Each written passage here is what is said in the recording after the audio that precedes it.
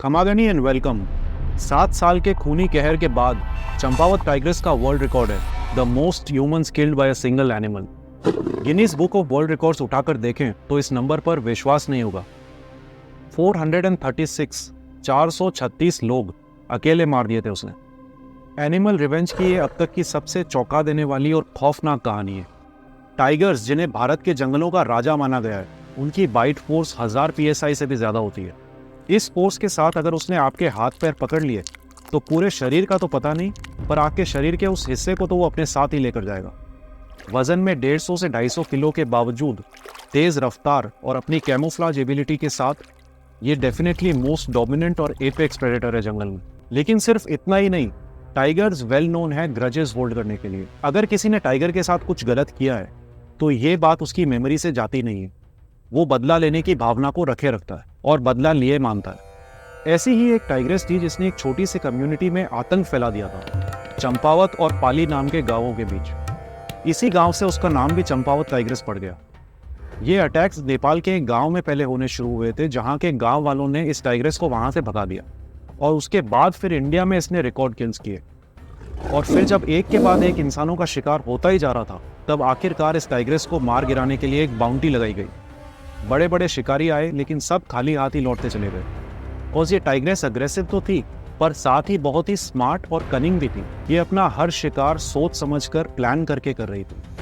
कहीं कोई गलती नहीं, कोई आवाज नहीं, कोई निशान नहीं, जंगल में किसी घोस्ट की तरह। चंपावत टाइग्रेस की पॉपुलैरिटी बढ़ती जा रही थी और ये कहानी एक एस्पायरिंग शूटर के कानों में पड़ी।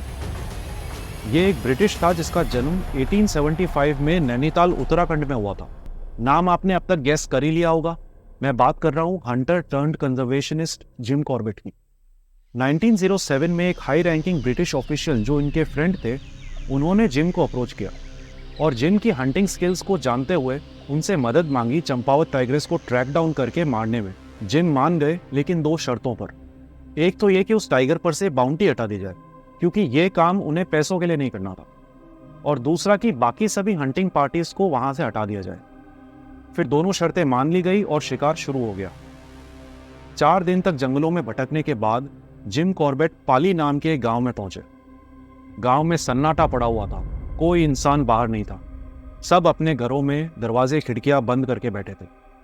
उनसे बातचीत करने पर पता चला कि 4 दिन हो चुके हैं इन लोगों को अपने घरों में ऐसे छिपकर बैठे हुए। टाइगर की दहशत उनके चेहरों पर साफ झलक रही थी। उन्होंने बताया कि किस तरह से एक टाइग्रेस पाली और चंपावत के बीच के रास्ते पर पिछले कुछ दिनों से गश्त लगा रही है और अंधेरा होने के बाद जोर जोर से दहाड़ रही है। गांव वाले अपने गांव से बाहर निकलना तो दूर, अपने घरों से निकलने के लिए भी तैयार नहीं थे। राशन खत्म होता जा रहा था और सिचुएशन टेंस हो चुकी थी। जिम कॉर्बेट को रियलाइज हो गया कि अब इस टाइग्रेस को मार गिराना कितना जरूरी हो चुका था। जिम ने गांव के एक आदमी को अपने साथ लिया और उस डायरेक्शन में चल दिए जहां अभी रिसेंटली ही एक लड़की का शिकार हुआ था। उस जगह पर पहुंचते ही उन्हें टाइगर के पग मार्क्स भी दिख गए, जिन्हें एग्जामिन करने के बाद उन्होंने ये कंक्लूजन निकाला कि ये किसी ओल्ड एज फीमेल टाइगर के पैरों के निशान हैं। उस लड़की के जो भी थोड़े बहुत अवशेष वहां पर मिले, उन्हें फिर वो अपने साथ गाँव वापस ले आए ताकि उसका अंतिम संस्कार किया जा सके। फिर 1-2 दिन बाद एक और विक्टिम की खबर सामने आई, इस बार पास के गांव चंपावत में। जिम तुरंत अपनी बंदूक लेकर उस गांव के लिए रवाना हो गए और वहां जो आई विटनेस ने उन्हें बताया, उसे सुनकर उनकी रूह कांप गई।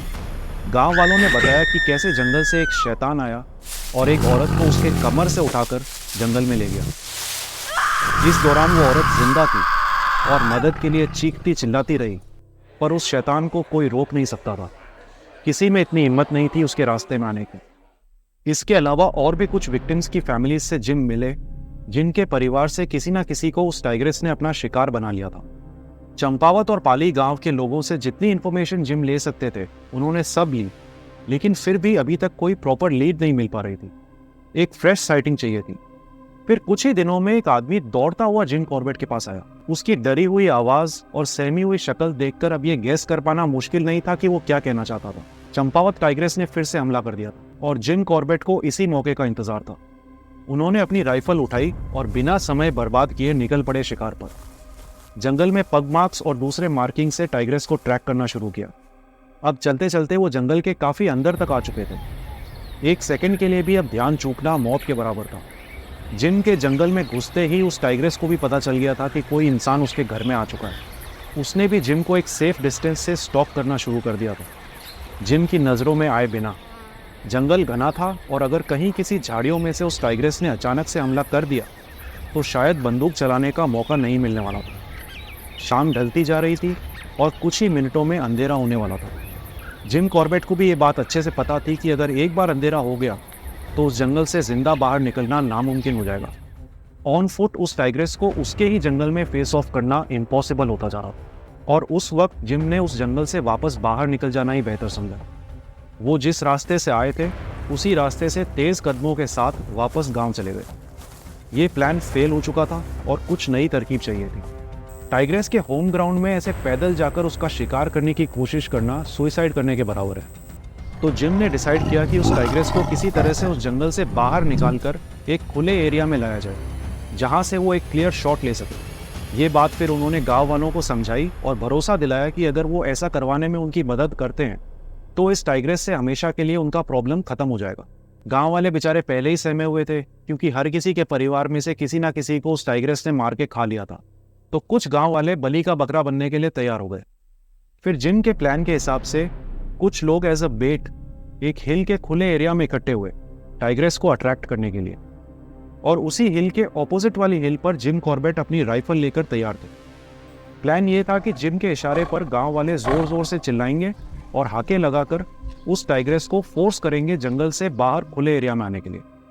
गांव वाले अपने साथ बर्तन, डंडे, कुल्हाड़ी सब लेकर आए थे, लेकिन उन्होंने जिम के इशारा करने से पहले ही शोर मचाना शुरू कर दिया। जिम ने अभी तक अपनी पोजीशन नहीं ली थी और इस डर से कि कहीं वो ये मौका चूक ना जाए वो अपनी पोजीशन की तरफ भागे। भागते भागते जब काफी पास तक पहुंच गए तो वहीं ऊंची ऊंची घास में लेटकर फिर उस टाइग्रेस का इंतजार किया। इस वक्त गांव वाले पूरे जोर शोर से आके लगा रहे थे और जिम का ध्यान उस जंगल की एक ओपनिंग पर था जहां से उस टाइग्रेस के बाहर आने के चांसेस सबसे ज्यादा थे। और फिर वो फाइनली सामने आती है। काफी बूढ़ी हो चुकी है लेकिन फिर भी फियर्स और मैजेस्टिक दिख रही होती है।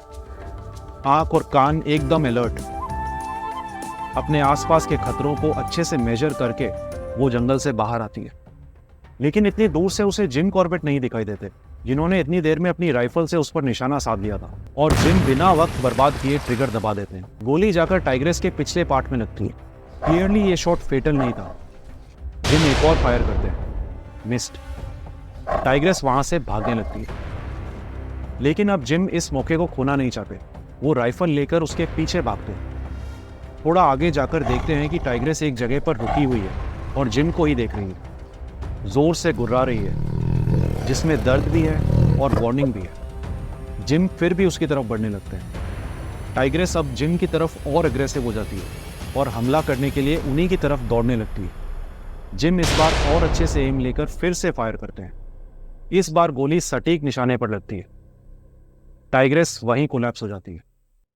फिर जिम कॉर्बेट जाकर उस डेड टाइग्रेस के पास बैठ जाते हैं। कहते हैं कि उन्होंने अपना मिशन तो कंप्लीट कर लिया था, पर इस वक्त उनका दिल टूट चुका होता है। उस टाइग्रेस को पास से देखने पर पता चलता है कि उसके राइट साइड के दोनों ही कैनाइन्स टूटे हुए थे। इंसान बस अपनी इन्हीं हरकतों की वजह से बदनाम है जंगलों में। उस टाइग्रेस के एक साइड के दांत किसी एक्सीडेंट से नहीं टूटे थे। किसी नौसिखिए हंटर ने कई साल पहले उसके मुंह पर गोली मार दी थी, जिससे उसकी ये हालत हो गई।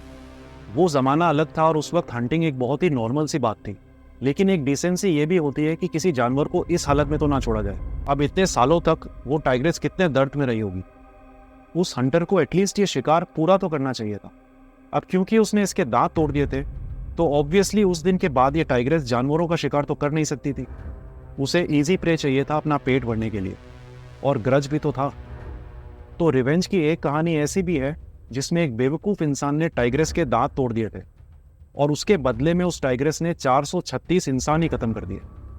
लेकिन ये दुख वाली फीलिंग उस वक्त सिर्फ जिम कॉर्बेट को ही आ रही थी। कुछ ही देर में गांव के लोग वहां पर इकट्ठे हो गए। सब शैतान शैतान चिल्ला रहे थे और फिर जिम को वहां से हटाने की कोशिश करने लगे। गांव वाले चाहते थे कि अब इस टाइग्रेस को उन्हें सौंप दिया जाए और वो उसके टुकड़े टुकड़े कर देंगे। बहुत दर्द और बहुत ज्यादा गुस्सा था उन लोगों में इस टाइग्रेस के खिलाफ। आखिर ये उन गांव वालों के घरों में मातम लेकर आई थी। बात तो गांव वालों की भी सही थी, उन्होंने आखिर अपने परिवार को खोया था। लेकिन किसी तरह से जिम ने उन गांव वालों को मना लिया और उन्हें उस टाइग्रेस के टुकड़े करने से रोक दिया। उन्हें भरोसा दिलाया कि दहशत का अब अंत हो चुका है और जंगल के शैतान को मारा जा चुका है। फिर गांव वालों की संतुष्टि के लिए उस टाइग्रेस को चंपावत, पाली और आसपास के दूसरे गांवों में भी ले जाया गया, ताकि सब देख सकें कि वो आतंक अब फाइनली खत्म हो चुका है। फिर वापस लौटते वक्त जिम कॉर्बेट ने उस टाइग्रेस की खाल निकालकर एज अ ट्रॉफी अपने साथ ले ली। तो ये थी कहानी चंपावत टाइग्रेस की, जिसे एक केयरलेस हंटर ने अपनी गलती की वजह से एक मैन ईटर बनने पर मजबूर कर दिया और उसका नुकसान पूरे के पूरे गांवों को चुकाना पड़ा। चंपावत टाइग्रेस की कहानी से एक बार फिर क्लियर हो जाता है कि जितनी बार हम इंसान नेचर के साथ जब कुछ बुरा करते हैं तो नेचर वापस हमारे साथ 400 गुना ज्यादा बुरा करने की ताकत रखता है। उन गांव वालों के साथ जो हुआ बहुत बुरा हुआ और इसमें उनकी कोई गलती भी नहीं थी, लेकिन एट द सेम टाइम उस टाइग्रेस का ये बिहेवियर भी तो थोड़ा जस्टिफाइबल लगता है। इस बारे में आपकी क्या राय है, मुझे कमेंट सेक्शन में लिखकर जरूर बताना और जाने से पहले चैनल को सब्सक्राइब करना मत भूलना। जय हिंद, जय भारत।